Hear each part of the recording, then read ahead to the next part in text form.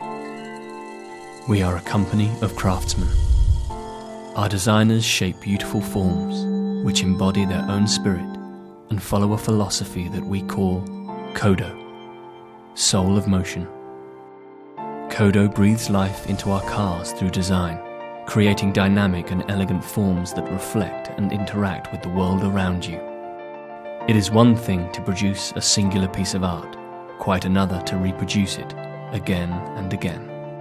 And it is our manufacturing engineers who face the task of bringing the precision of beautiful design to mass production.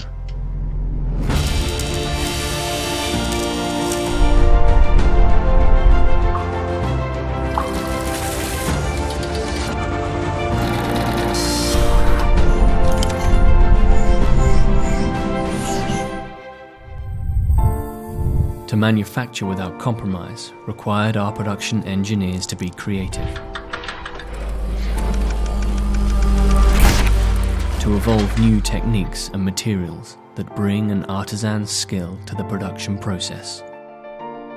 Every detail matters, so they studied and dismissed more than 12,000 grinding stones before developing Mazda's own unique Kodo stone.